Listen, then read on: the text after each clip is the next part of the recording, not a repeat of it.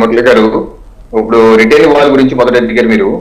Retaining వాళ్ళు కృష్ణలంక, అసలు కృష్ణ విజయవాడ ముంపుకు గురవుతున్న డిజాస్టర్ ప్రాబ్లం ఉంది అని చెప్పేసి సిటీ డిజాస్టర్ మేనేజ్మెంట్ ప్లాన్ 2011లోనే విజయవాడ మున్సిపల్ కమిషనర్ రవిబాబు గారు ఐఏఎస్ అధికారి విజయవాడకున్న విపత్తులు దాన్ని ఎలా నివారించాలని చెప్పి 400 పేజీలు డాక్యుమెంట్ ఇచ్చారు.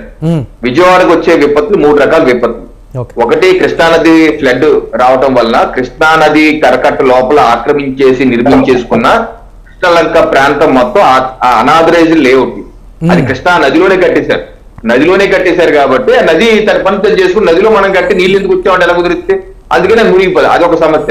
రెండో సమస్య కొండ చర్యలు విరిగిపడటం, మొగలరాజపురం కొండ చర్యలు. మూడో సమస్య బుడమేరు యొక్క ఈ మూడింటిని ఎలా చేయాలని చెప్పి ఈ 400 పేజీల రిపోర్ట్ లోనే ఉంది. ఒకటి, దానిలో first part Krishnalanka retaining wall కట్టాలని చెప్పేసి 2011లోనే నివేదిక ఇచ్చారు కమిషనర్ గారు.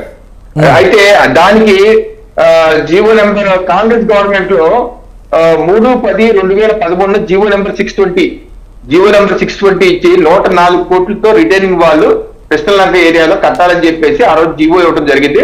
ప్రాథమికంగా సాయిల్ టెస్ట్లు కూడా చేశారు.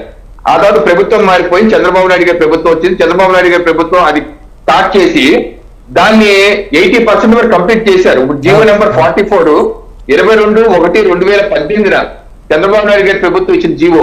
ఆ 18 ఇచ్చిన జీవోలోనే క్లియర్ గా మెన్షన్ చేసింది ఏంటంటే, మేము ఈ వర్క్స్ ని the work was entrusted to company SWS and PML joint venture dated 2/6/2015 లోనే వాళ్ళు ఇచ్చారు. చంద్రబాబు నాయుడు గవర్నమెంట్ వాళ్ళు కన్స్ట్రక్షన్ మొదలు పెట్టారు, 80% కట్టారు. తర్వాత ఎస్కలేషన్ కూడా పెంచుతూ 140 కోట్లకి ఇచ్చారు.